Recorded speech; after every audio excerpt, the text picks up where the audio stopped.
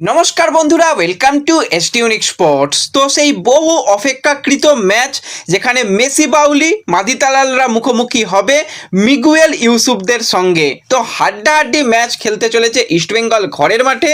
কবে কখন ম্যাচ রয়েছে, দুই দলের শক্তি দুর্বলতা কী রয়েছে, দুই দলের পরিকল্পনা কী রয়েছে, সমস্তটা নিয়েই আমরা আলোচনা করে নেব এই ভিডিওতে। ইন্টারেস্টিং ভিডিও হবে, শুরু থেকে শেষ পর্যন্ত দেখো। ভিডিও ভালো লাগলে সকলে একটু লাইক শেয়ার করে দিও, আর যারা চ্যানেলে প্রথমবারের জন্য এসেছো মনে করে চ্যানেলটাকে সাবস্ক্রাইব করে নিও, তাহলে প্রিয় দলের খেলার সমস্ত আপডেট তোমরা এখানে পেয়ে যাবে।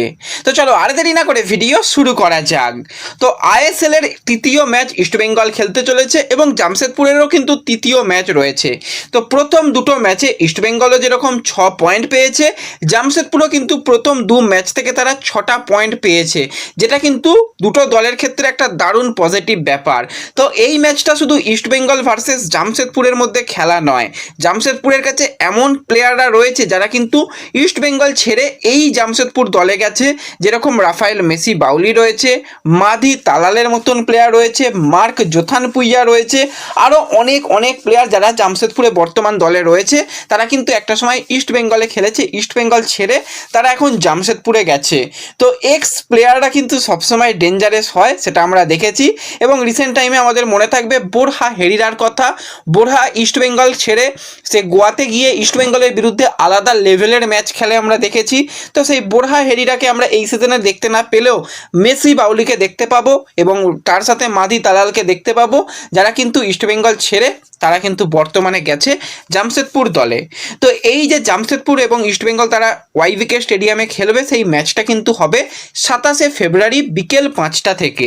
তো এটা একটা পজিটিভ দিক যে বিকালবেলা খেলা, এবং ইস্টবেঙ্গল যেরকমভাবে প্রস্তুতি নিচ্ছে এবং লাস্ট ম্যাচটাও ইস্টবেঙ্গল বিকেলে খেলেছে, ম্যাচ জিতেছে, এটা একটা পজিটিভ ব্যাপার রয়েছে।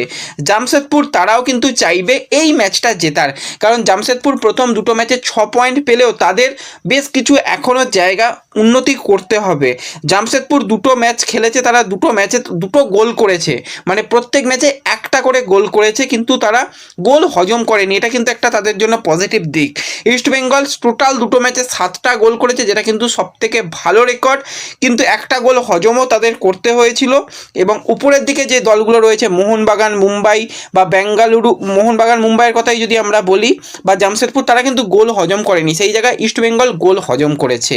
তো দুটো দলের যদি আমরা প্লেয়ারদের মধ্যে কথা বলি, জামশেদপুরের কাছে কিন্তু 6জন বিদেশি প্লেয়ার রয়েছে, কিন্তু ইস্ট বেঙ্গলের কাছে সেই জায়গায় বিদেশি সংখ্যা একটু কম রয়েছে। কেন কম রয়েছে সেটা পরে আসছি। প্রথমেই আমরা যদি জামশেদপুর এফসির বিদেশি প্লেয়ারদের মধ্যে কথা বলি, ডিফেন্স লাইনে one of the best defender Stephen এজে সে কিন্তু রয়েছে, এছাড়া লার্জার ক্রিস্কোভিচ সেও কিন্তু ডিফেন্ডার প্লেয়ার হিসাবে রয়েছে। মিডফিল্ডার প্লেয়ার হিসাবে রাই টাচিকাওয়া রয়েছে, নিকোলা রয়েছে, এবং অ্যাটাকিং মিডফিল্ডার রোলে কিন্তু বা অ্যাটাকিং রোলে কিন্তু রয়েছে মাধি তালাল, এবং স্ট্রাইকার পজিশনে রাফায়েল মেসি বাউলি। 6জন বিদেশি প্লেয়ার কিন্তু হাতে পাচ্ছে ওয়েং কোয়েল।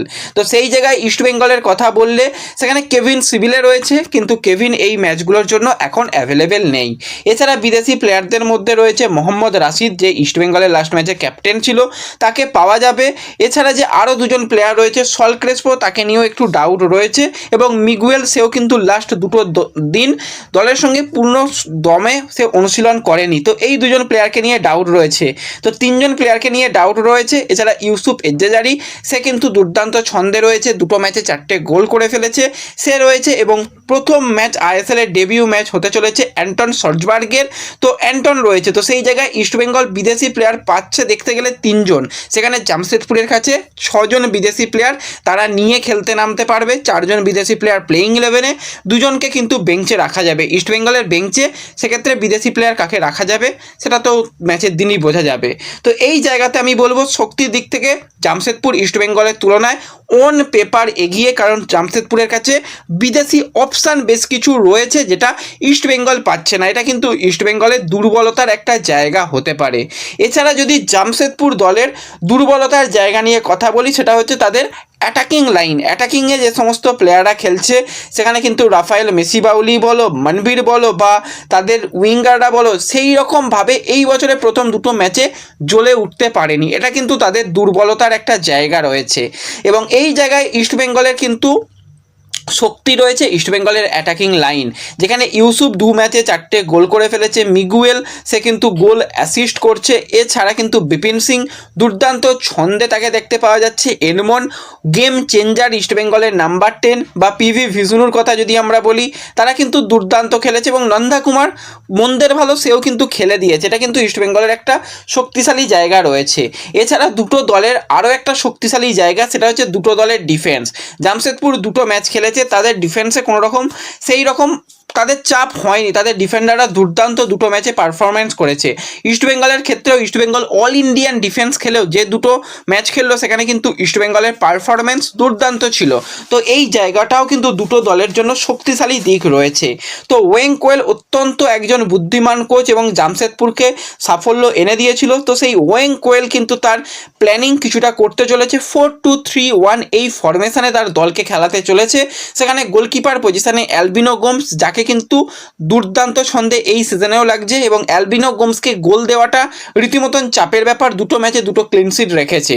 তো ডিফেন্ডার প্লেয়ার হিসেবে স্টিফেন এজের সঙ্গে প্রতীক চৌধুরী, তারা কিন্তু সেন্টার ব্যাকে খেলবে। সাইড ব্যাকে নিখিল বার্লা, তার সাথে মার্ক জোথানপুইয়া তাদের সাইড ব্যাক পজিশনে দেখা যাবে।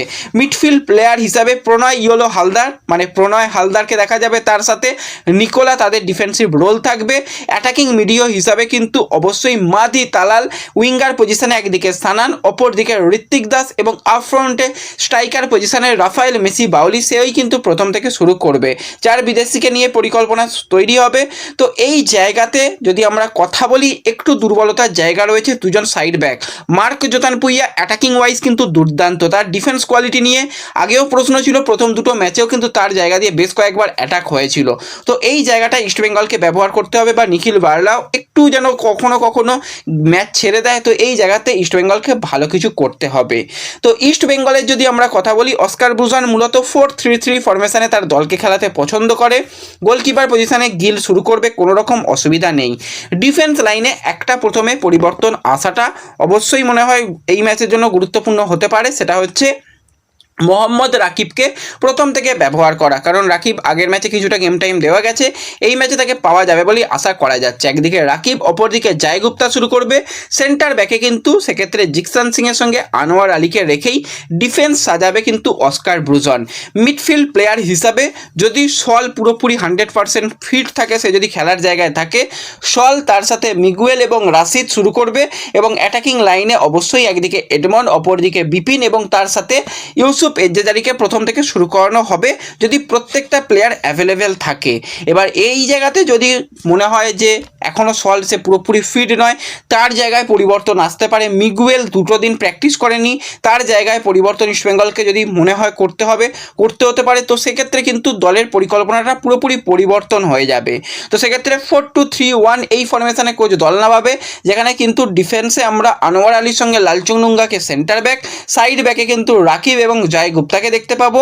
মিডফিল্ড প্লেয়ার হিসাবে কিন্তু মোহাম্মদ বাসিম রাশিদ, তার সাথে জিকসান সিং শুরু করবে। অ্যাটাকিং রোলে অ্যাটাকিং মিডিও হিসাবে এক্ষেত্রে কিন্তু শুরু করতে পারে প্রথম থেকে অ্যান্টন সর্জবাক, এবং উইঙ্গার পজিশনে একদিকে বিপিন শুরু করবে, অপর দিকে কিন্তু এডমন্ড শুরু করবে, এবং সিঙ্গেল স্ট্রাইকার হিসাবে কিন্তু ইউসুফ এজ্জেদারিকে ব্যবহার করা হবে যদি মিগুয়েলরা খেলতে না পারে। তো একসাথে 4 জন বিদেশি প্লেয়ারকে যদি ইস্টবেঙ্গল খেলাতে চায়, যদি মিগুয়েল পুরোপুরি ফিট থাকে, তো সেক্ষেত্রে মিগুয়েল রাশিদকে মিডফিল্ড সামলানোর দায়িত্ব এবং কিছুটা অ্যাটাকিং রোলে কিন্তু ইউসুফ এবং তার সাথে অ্যান্টনকে জুড়ে দিলে 4 বিদেশি প্লেয়ার তারা অ্যাটাকিংয়ে সাহায্য করতে পারবে। তো এই ম্যাচটা কিন্তু one of the best match হতে চলেছে ইস্টবেঙ্গলের জন্য, কারণ জামশেদপুর যেরকম দল এবং তাদের যেরকম বিদেশি প্লেয়ার রয়েছে, ইস্টবেঙ্গল অন পেপার একটু পিছিয়ে থেকে শুরু করবে, কারণ জামশেদপুর যতটা শক্তিশালী ইস্টবেঙ্গল অন পেপার একটু কম। কিন্তু এই ম্যাচটাও ইস্টবেঙ্গল জেতার চেষ্টা করবে, শুধু জেতা নয় বড় ব্যবধানেও ইস্টবেঙ্গল জিততে পারে বলে আমি তো আশা করছি।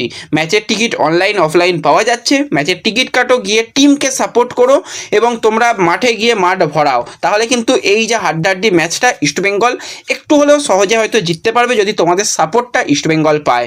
তো এই ম্যাচটা ইস্টবেঙ্গলের জন্য অ্যাসিড টেস্ট হতে চলেছে, সেটা বলাই যায়।